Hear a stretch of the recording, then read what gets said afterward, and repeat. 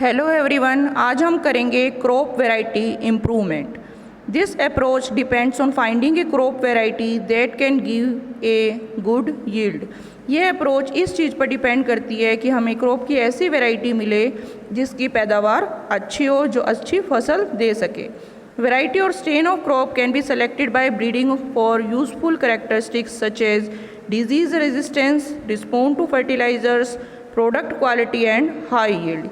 जो हमारी क्रॉप की वैरायटी है वो हम सेलेक्ट करते हैं जिसके अंदर ऐसी करैक्टरिस्टिक्स होती है जो हमारे लिए यूज़फुल होती है, जैसे कि वो डिजीज़ रेजिस्टेंस हो, डिजीज़ को टॉलरेट कर पाए, या फिर फर्टिलाइज़र्स को रिस्पॉन्ड करें, उसकी जो प्रोडक्ट की क्वालिटी है वो हाई हो और पैदावार अच्छी हो सके। One way of incorporating desirable characters into crop varieties hybridisation.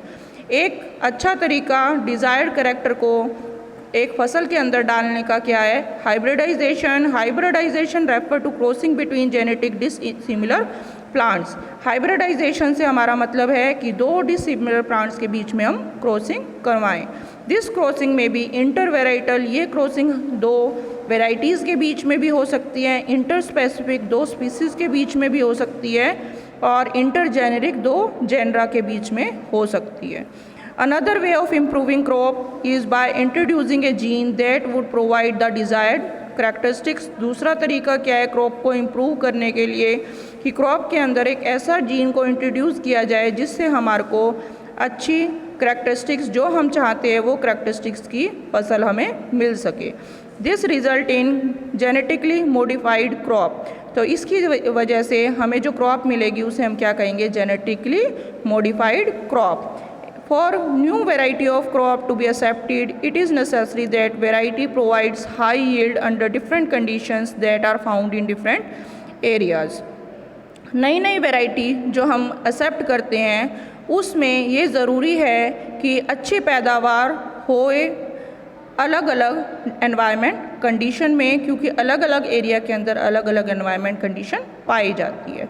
Farmer would need to be provide good quality seeds of a particular variety. Farmers को क्या है?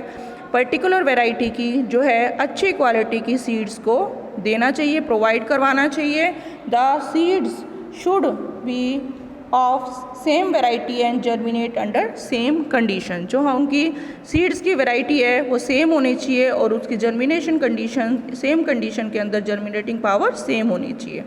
Cultivated practices crop yield are related to weather, soil quality and availability of water. जो cultivation practices है और crop yield है वो soil से, quality से, पानी की उपलब्धता से और मौसम से रिलेट करती है। Since weather condition such as drought and flood situation are unpredictable, variety that can be grown in diverse climatic conditions are useful. जो हमारी वेदर कंडीशन है, जैसे सूखा पड़ना है या बाढ़ आना है, ये हम पहले प्रेडिक्ट नहीं कर सकते, इसलिए ऐसी फसल उगानी चाहिए जो कि हर क्लाइमेटिक कंडीशन में क्या हो, हमारे लिए यूज़फुल हो, हर क्लाइमेटिक कंडीशन को टॉलरेट कर सके। Similarly variety tolerate to high soil salinity has been develop. इसी प्रकार ऐसी वेराइटी जो कि सॉयल के अंदर सैलिनिटी पावर होने की वजह से भी टॉलरेट कर जाए, ऐसी वेराइटी हमें डेवलप करने की ज़रूरत है।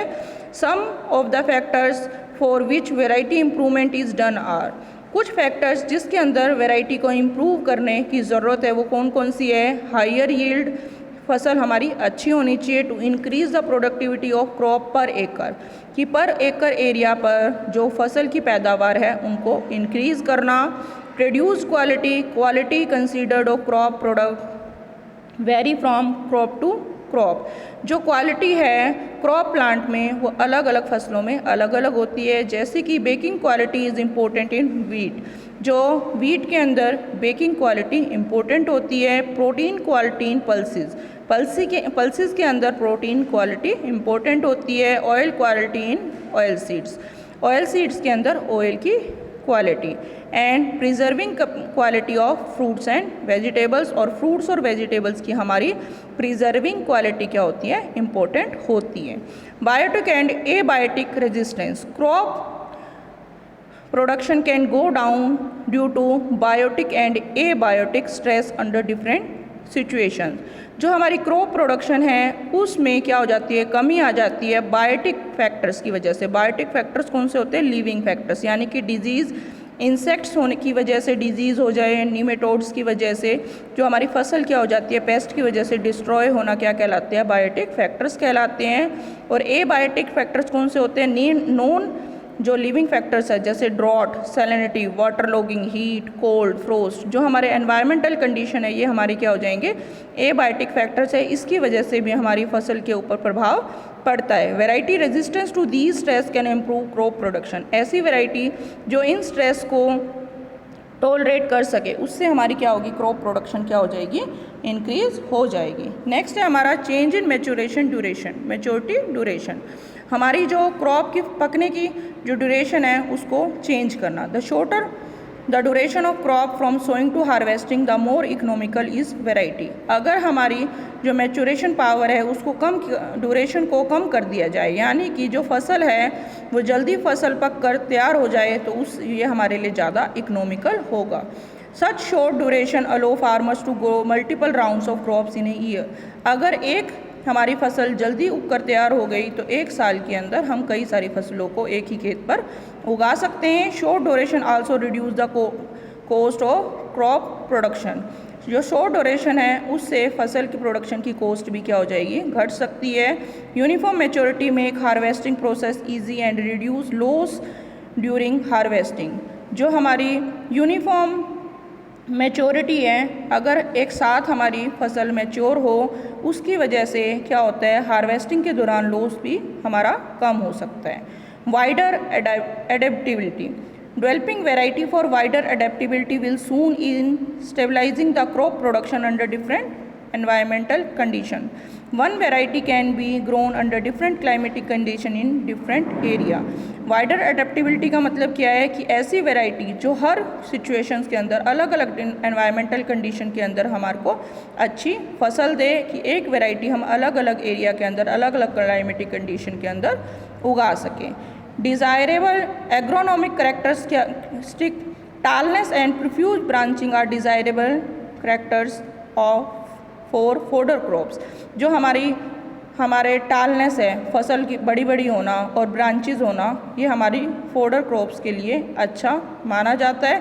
Dwarf is desired in cereals, और जो हमारी अनाज है उसके अंदर जो ड्वार्फनेस है वो हमारा डिज़ायरेबल ट्रेट्स माना जाता है, क्योंकि इसके अंदर जो न्यूट्रिएंट्स होते हैं कम कंज्यूम होते हैं। Thus developing variety of desirable economic character help in higher productivity. इस प्रकार ऐसी वैरायटी जिसके अंदर एग्रोनॉमिक करेक्टर्स हम डेवलप कर सके, उससे हमारी प्रोडक्टिविटी क्या हो जाएगी, इंक्रीज हो जाएगी। नेक्स्ट हमारा ये है क्रॉप प्रोडक्शन मैनेजमेंट, ये हम नेक्स्ट क्लास में करेंगे।